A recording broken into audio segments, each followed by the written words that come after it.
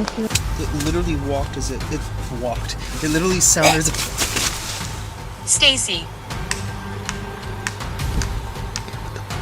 Oh my god! Did you hear that? You heard that, right?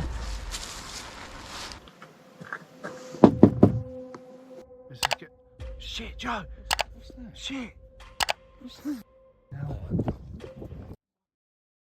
The perfect campsite might be hiding a nightmare, from stumbling upon human remains just feet from the water, to hearing ritualistic sounds near a forgotten ironworks. If nature revealed a dark secret, would you pack up or dig deeper? Out There follows Ben and Julie as they explore remote places around the world, from mountains to forests far off the main path. In this video, they head into Mount Hood National Forest, an area rumored to be a Bigfoot hotspot.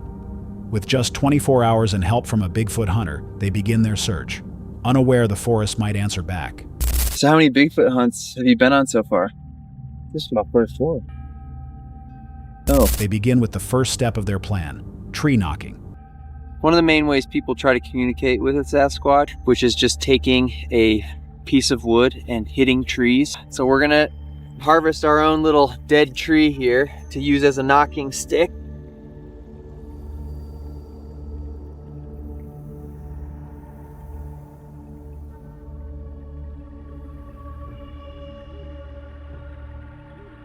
While we're walking through here and hitting, we're also looking for things like, whoa, definitely looks like a heel. And then strange tree breaks down trees.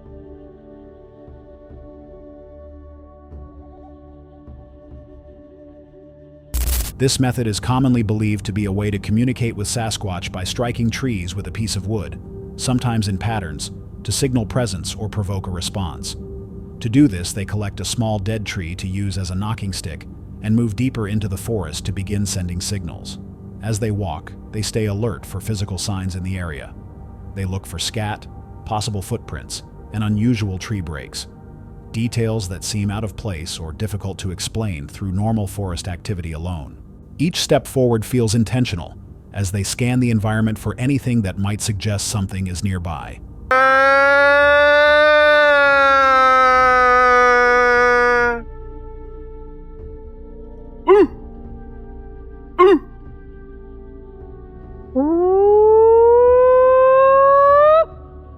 The next step involves making Bigfoot calls, adding another layer to their attempt at drawing a response.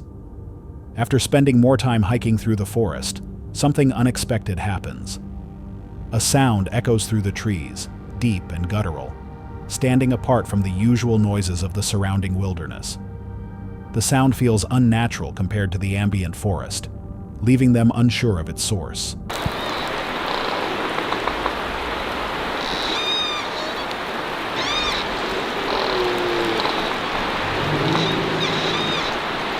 Do you hear that?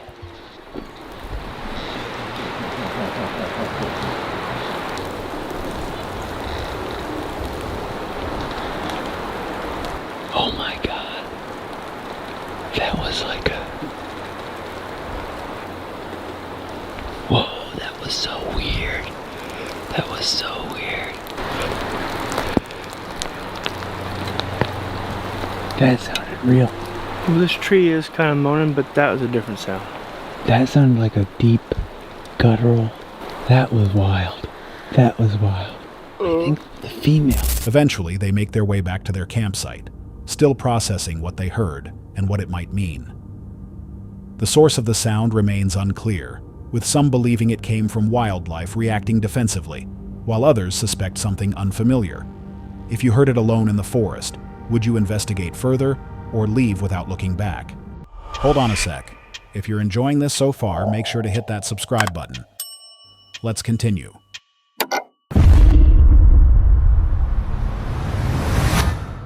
Something in this forest refuses to stay quiet. Uploaded on July 11th, 2024, this video from Exploring with Angelo follows a solo investigation into a location locals describe as active after dark. Known for exploring abandoned and haunted sites alone, Angelo enters with a camera and a Ouija board, unaware of what will respond. As Angelo moved along the muddy, hazardous trail, a heavy atmosphere slowly pressed in, settling into his thoughts. Well, my camera just picked up on a person for like a split second and then it went away. To be honest, this forest is always one crazy ass adventure. There's always something going on in here. By the time he reached the campsite, the activity around him intensified. He powered on a spirit communication device and was quickly met with responses that were difficult to explain. As I walk through that way, I'm going to get the spirit talker rolling and ask some questions as we go through. Okay, well, we got the spirit talker rolling. Oh, it's scary here. Before that, is there something that I'm supposed to describe? I was going to ask you to describe. Oh, okay. It's like another marker on a tree. That's weird.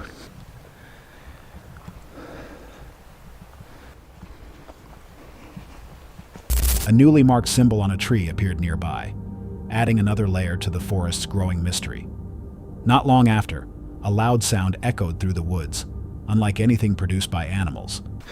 Lots of names. My family is here. Whoa, my family is here. Okay, what the f is that? Hello? What the hell? That was loud. That was definitely not an animal noise. There's no way. Hello?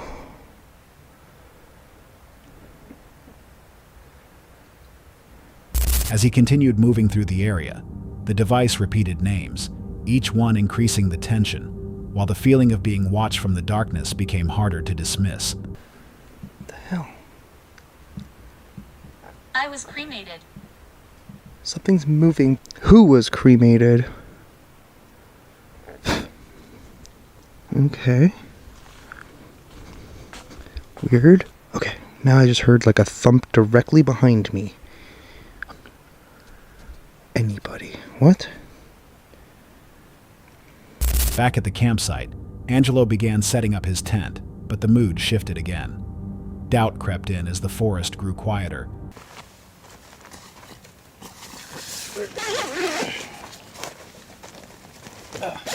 And faint whistling sounds from the trees strengthened the sense that he was no longer alone. Spirits, entities of the woods here, whatever might be here, come through, use my energy and speak on this board.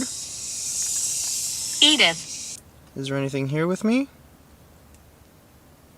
Oh, I'm feeling something. Yes or no? Is there something here with me? If there is, go to yes. If not, well then don't do anything. Elijah. The situation escalated when Angelo began a Ouija board session, attempting to connect with whatever might be nearby. Names appeared on the board as something brushed against the tent, breaking the silence. Well, that was weird. It literally walked as it walked. It literally sounded as Stacy. What the f was that?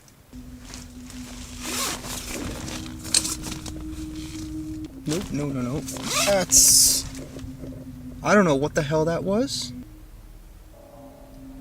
Okay, somebody tell me what that was. Soon after, the sound of footsteps approached the campsite, heightening the fear. A sudden, unidentified shriek rang out through the forest, sharply increasing his anxiety as the presence communicating through the board grew more aggressive. Okay, what? My name is Lily. Okay, can you stop doing that, please? What is going on here? Oh my... Okay, what is that? Zachary. Zachary? Zachary is out here? Fuck. I don't see nothing. This is trippy. The intensity forced him to stop the session, but the disturbances continued.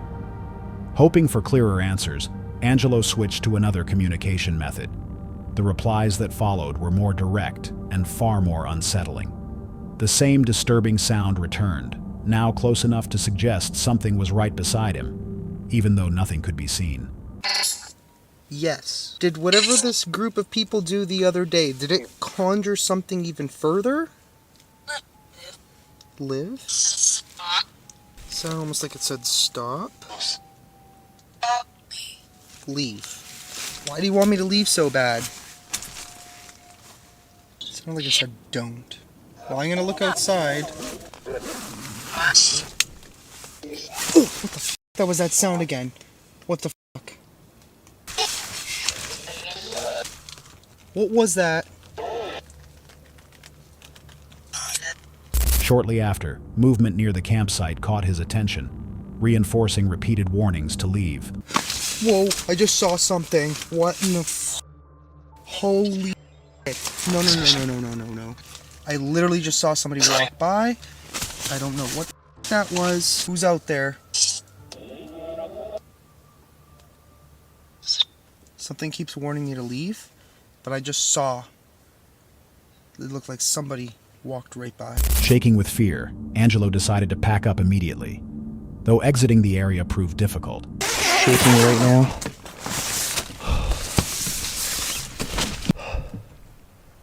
There's nothing here. Nothing here, no one here. Okay, I'm gonna pack up this tent real quick. I've been here like so many times before. I'm gonna just keep rolling for the time being. The forest seemed to push back as he tried to leave, disorienting him with strange noises and a constant feeling of being followed. Panic set in as he moved through the darkness, the sounds around him feeling uncomfortably close. Oh, I'm panicking. Oh, I'm almost panicking. Oh man. I gotta get the hell out of here. Can't even run because it's nasty. Oh, shit. Okay. Gotta be very careful here. Oh, I just saw something. What the hell was that? I think it might be something just wet down there.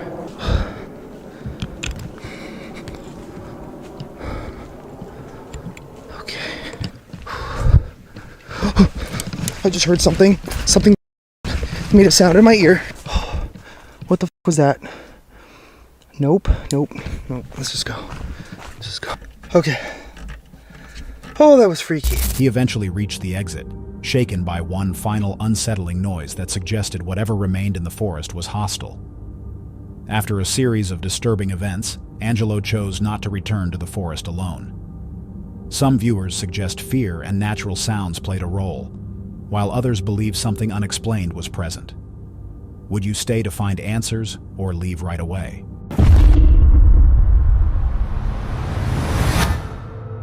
Built around quiet exploration rather than thrills, the YouTube channel Exploring Alabama follows a creator who wanders through creeks, abandoned sites, and forgotten corners of the southern landscape, searching for traces of history left behind by time.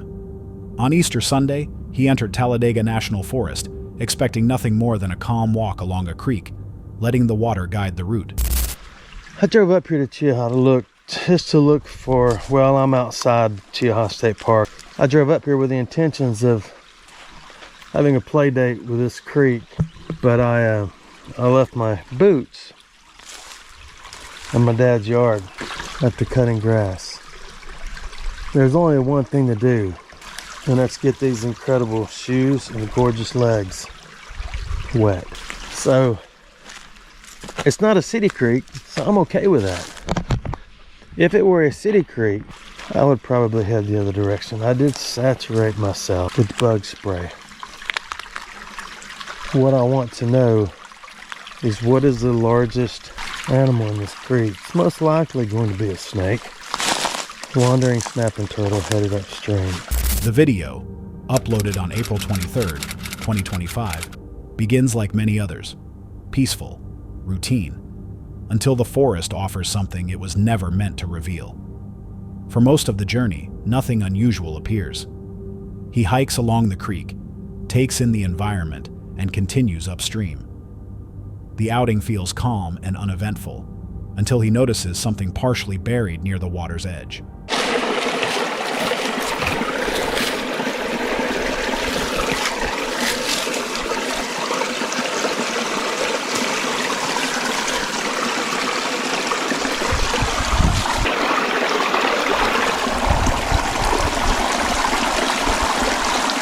That is a human mandible.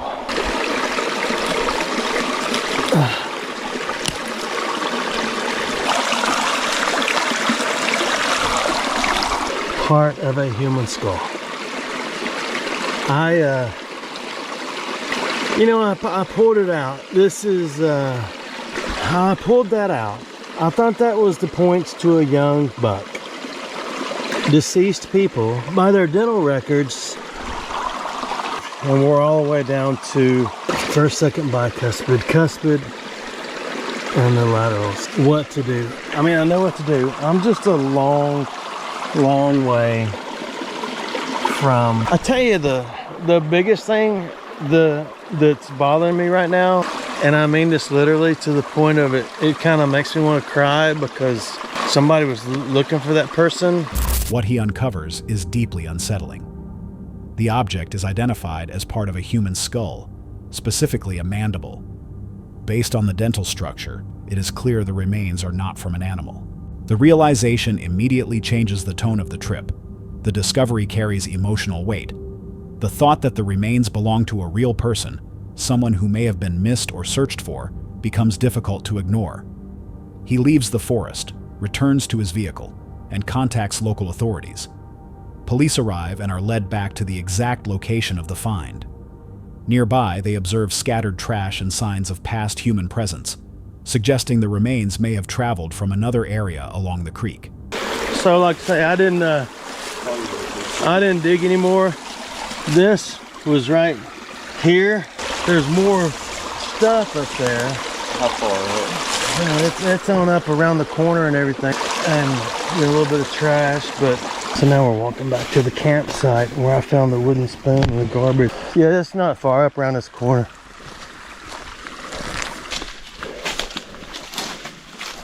If whoever's living here, the next morning, pile of bear poop. The following morning, investigators confirm the remains are human.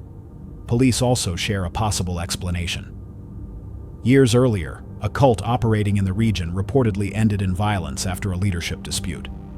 One individual was believed to have been killed, and their body was never recovered. Authorities think the remains could belong to that missing person. This discovery shows how a person's life can quietly disappear into nature, hidden by time and water. Even without many answers, finding the remains may have finally brought some closure to what happened. But it also reminds us that some stories in the wild are darker than they first appear, and not every mystery is easy to face or fully understand. Brothers Wild is a YouTube channel built around quiet exploration, open fires, and long nights spent listening to places most people walk past without noticing. On February 24, 2024, the two creators behind the channel, Rich and Ash, planned an overnight camp beside the ruins of the old Bersham Ironworks, a site once driven by industry, later shaped by hardship, labor, and tragedy. What began as a calm stay gradually shifted into something heavier, as the forest revealed that it carried far more memory than it showed. The video opens in daylight as they enter Bersham Woods, with a river flowing steadily nearby and the unseen ironworks lending the area a muted stillness. As they move deeper and set up camp, the surroundings begin to feel exposed and isolated, shaped by a past that seems to linger among the trees.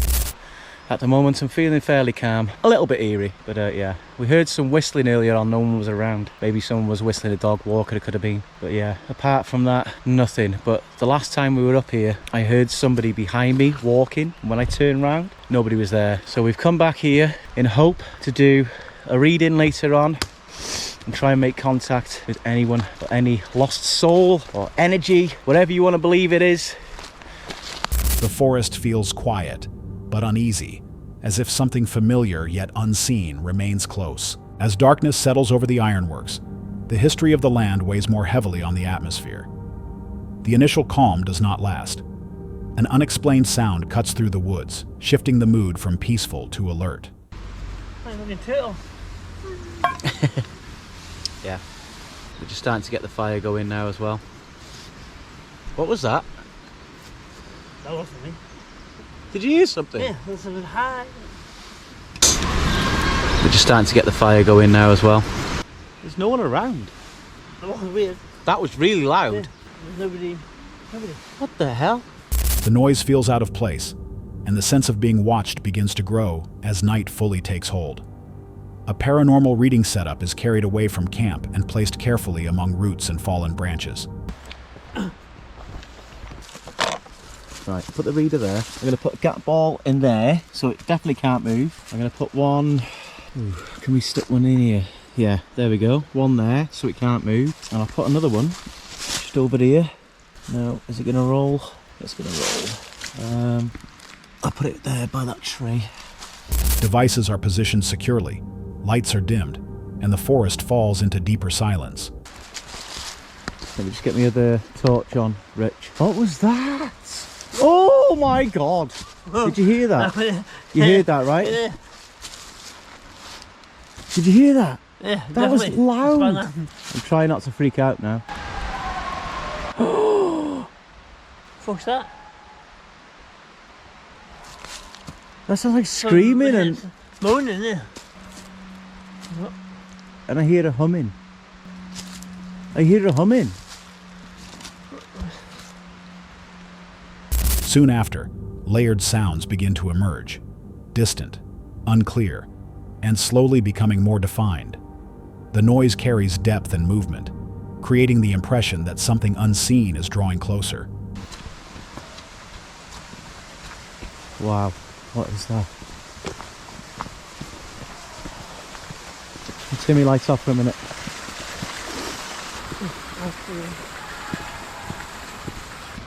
Be very quiet, Rich. It sounds like something bloody satanic. Shh, just be quiet, Rich. Be quiet a minute, mate. Despite not knowing where the sounds originate, they move deeper into the woods. Ahead, they encounter activity near a bridge and waterfall that feels deliberate and ritualistic. The scene is unexpected and unsettling, forcing them to retreat quickly. There's people below this bridge. What the hell is this? Be quiet, be quiet, be quiet, yeah? Don't get seen.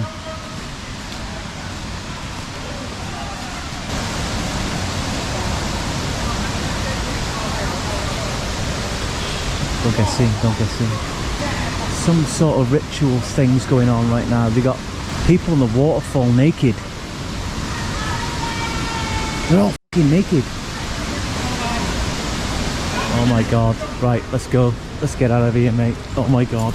That is not normal, guys. We're getting out of here. They're all naked, swimming in the waterfall, chanting. That is weird. That's witchcraft stuff. Let's get out of here. Instinct overrides curiosity, and the urgency to leave becomes clear. Back near camp, they attempt one final reading before departing. The devices respond sharply and without warning, as if something followed them back and demanded acknowledgement. Are you there?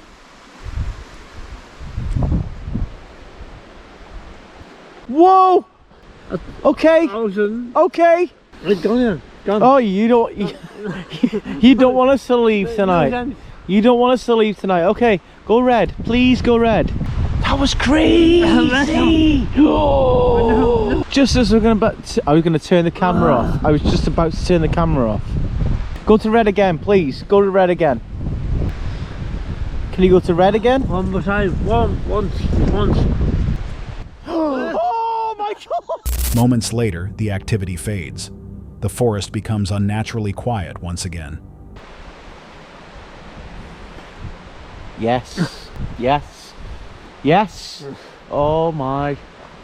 I'm gonna go. They're not gonna. I can feel the energy. It's gone. It's depleted. It's gone. By morning, the camp, river, and woods appear unchanged, yet the weight of the night remains. The experience serves as a reminder that some places do not need to reveal their secrets. In Bersham, the forest did not show anything. It only remembered.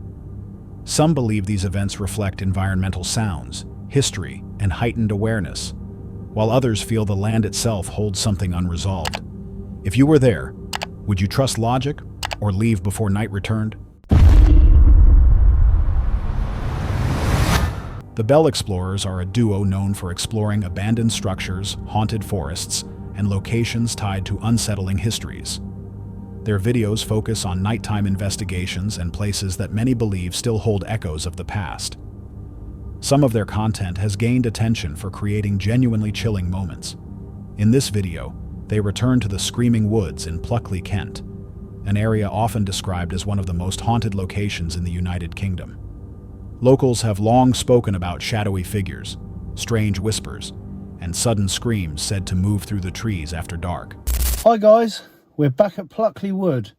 After last time we was here, we had our encounter, which shit the life out of us. But yeah, it was a bit of a naughty one, wasn't it? But we've come back. Why did we run away and stuff? I mean, would you run away with shit our pants? What would you have done? But we've come back and we're going to see if we can get more encounters. And we're going to try our hardest not to run away, and we're going to try and get some kind of footage if anything decides to want to come back or whatever. So, guys, let's get this done. See what we can find this time. Yeah, I'm quite excited. I'm a bit nervous, but I'm quite excited. Yeah, be a bit more prepared for it this time. It's definitely jogged our minds a little bit. AKA Screaming Woods. No camping allowed. Yeah, what the fuck you'd want to camp in this for the night? Yeah, I wouldn't be camping in it. That's all fun and games, isn't it? God, it's still stodgy though. It's still stodgy. Well, it's firm stodgy, but yeah. I've got a bit better torch, guys, so hopefully we can get some better footage as well. I've got a bit more power in it. The pair decided to revisit the woods following a previous encounter that left a strong impact. This time they planned to stay longer, move deeper into the area, and attempt to document clearer evidence, responding to feedback from viewers who questioned their earlier retreat. The location, also known as Deer in the Woods, carries warning signs and does not allow camping. Despite moments of light conversation and preparation, the ground remained wet and uneven, and the forest felt closed in. With upgraded lighting equipment, they continued forward, hoping improved visibility would help capture whatever might appear. As they explored further, the atmosphere began to change. What was that? Something over there. What's that? You hear it? Yeah. Shit. What was that noise? I can hear someone walking. Joe, this is creeping me out. Oh, I just heard a knock again. This is get. Shit, Joe! What's that? Shit! What's that? Fucking hell. That? No, Joe, we got no. The fucking car's over there. Shit. What are we gonna fucking do? We're gonna have to chance it, aren't we? Oh, fuck. That's the car. You're fucking joking, didn't you? Did you see that? Yeah. I swear, it looked like a person. It looked like a person, didn't it? Walking across. I don't want to go that way, Joe. I don't want to do it. Shit. Oh. I swear I just saw him again. I swear I just saw. Is that someone up there? Shit, is that something? I can't even see. No. Shit, there's people. Fuck off. Not again. We can't do this shit. Every fucking time. We ain't doing this. Which way was it? This way. Unfamiliar sounds emerged nearby, suggesting movement close to their position. The noises did not follow a clear pattern and seemed to shift with their steps. Although uncertain about what they had seen, they continued walking. The strange activity persisted, and the sense of being followed grew stronger. Sounds continued to surface from different directions, keeping just enough distance to remain unseen. Whatever was moving through the woods appeared to stay back, never fully revealing itself. Its purpose was unclear, but the tension continued to rise as the situation felt increasingly unsafe. Eventually, the pressure became too much. The explorers ran and exited the forest as quickly as possible, choosing distance over answers. What truly happened that night is still unclear. The experience may have been caused by people, animals, or fear intensified by a place already known for strange stories. But no explanation was ever confirmed. The explorers left the woods unharmed, leaving behind only unanswered questions. If you felt something following you in the dark, would you stay to find answers, or leave before it came any closer?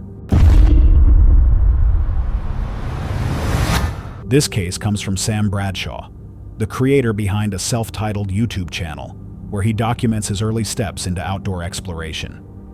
His videos follow solo hikes and wild camps in remote areas, showing both the beauty of nature and the challenges faced by someone still learning through experience. On November 15, 2025, one trip would show him just how quickly those challenges can turn serious. Sam planned an overnight solo camp in the panoramic mountains of Banao. Despite forecasts warning of heavy rain and strong winds, he believed his equipment would be enough. As he climbed higher, however, the wind grew stronger, and the area began to feel unsafe. Trusting his instincts, he altered his route and searched for a more protected ridge. So yeah, the wind's brutal, and it would just be worse up top on Panavan. You might not even be able to hear me, to be honest. See how this mic actually does. I was going to go up it. I have done it about 8 times this year, and it was very, very windy, and I'll be up there for a few seconds, come back down, and then come back this way. I think to pass the time, I'm going to hike over this ridge, probably about an hour, take me closer to sunset, and I might find a better spot over there. After a difficult hike, Sam reached a campsite he knew well. In summer, it offered wide views and ideal ground, but the current conditions had changed everything. We're at the top. I'm going to take you to my favourite camp spot. Oh, it's uncampable today. That's good to know, actually. So, this in the summer is undefeated. Now, granted, it's a bog right now. I mean, it's not that bad. Clearly a very flat area and built water. But this, in the summer, the ground is literally perfect for a pitch. I'm not really selling it here, but it just, yeah, there's something about it. You can't find it anywhere. You probably can find it elsewhere, but it's not the same. I love it here. I'll pick it back up if I find another spot. If not, I'll probably just come back to that spot because the soil had become soft and waterlogged, turning the area into an unstable bog. Realizing it was no longer suitable, he continued moving in hopes of finding safer ground. I don't know if you can hear me, but as you can see, the rain's on its way. So I'm going to sit up here and just make sure I stay dry because this is not going to be fun. It's windy. Rain soon arrived, carried by relentless wind. Sam quickly pitched his tent, but the views disappeared almost completely. Thick fog and steady drizzle swallowed the landscape, leaving only vague outlines of nearby ridges and no sign of improvement ahead. I think I captured it pretty well when I was putting the tent up, but look at this. There is no view at all, and this was on the forecast, and this is not going to change all night. Make out the ridge going up to Fanabig, but Panavan's gone, everything's gone. It's barely raining, literally just a little bit of drizzle. I mean, I think it's pretty wet, but yeah, I'll be dry all night, I'll be fine. It's not gonna, this tent will hold up. Later that night, after resting briefly, Sam woke to complete darkness. The absence of light, combined with wind and rain, created a deeply unsettling environment. What had seemed manageable now felt fragile. So the time is now 7:10, sunset, 2 hours ago. I read some of my book and then fell asleep for an hour and a half and woke up to this. It is spitting with rain, very fucking windy, but the tent is holding up beautifully. The situation escalated suddenly when a tent pole snapped under the pressure of the storm. His shelter began to collapse, forcing him to act quickly. In the dark and worsening weather, Probably didn't expect to see me here. Long story short, my tent pole snapped. I had a feeling something was wrong. Basically the tent was just falling on me. So I went out to have a look and it was just, it was completely snapped off, and I was like, right. The main issue was the winds did not ease up. So it was 50-mile-an-hour winds, rain, and I had to get all my stuff packed away in my tent. But unlucky. I reckon that exact same thing would have happened had I gone up Pennerburn and camped up there like the original plan. Getting down from there in the dark is hard work. he packed his gear before it could be blown away, focusing entirely on getting out safely. Cold, soaked, and exhausted, It's a full update when I'm back in the car, but I've managed to navigate half back to the car. So, now, everything's wet. Sam eventually reached his car with his equipment intact. He had made it through the night, but the experience left a lasting impression. The mountain had allowed no mistakes.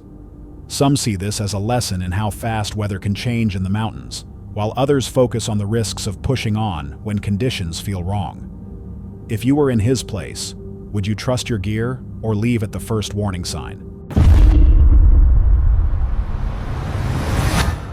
Next case is Brendan Explores, a UK-based YouTuber known for spending nights wild camping, cooking simple meals, and exploring remote locations from inside his van. His channel usually highlights the quiet comforts of road life, scenic parks, budget-friendly food, and hidden places far from busy routes. But during one stealth trip to Lake Vyronwy in Wales, what began as a calm night by the water slowly shifted into something far more unsettling. After cooking, settling in, and preparing to sleep, the area seemed peaceful and still. That calm was broken when a bright reflection cut through the darkness. I can see headlights.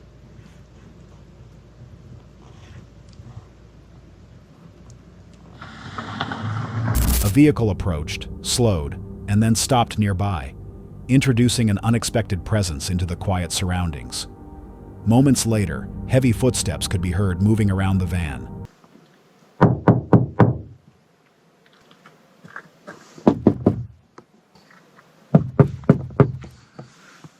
Someone began knocking against the panels, tapping different sections as if checking for a response.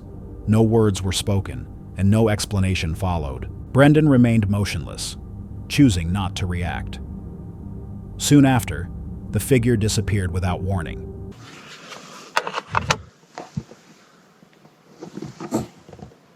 Who the was that? They just drove off.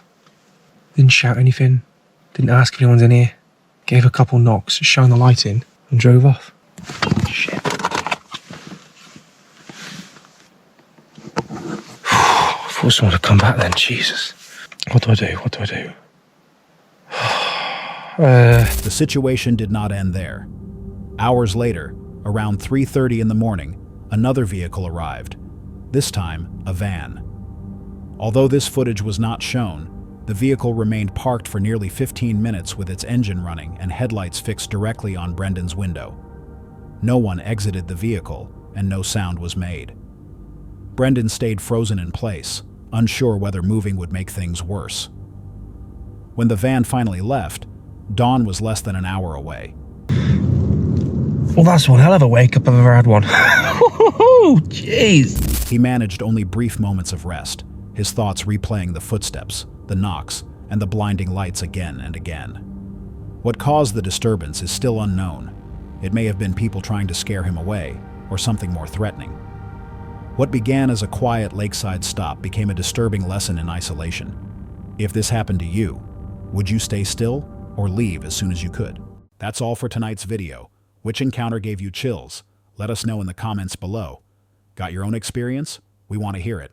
And whatever you do, don't miss what's coming next.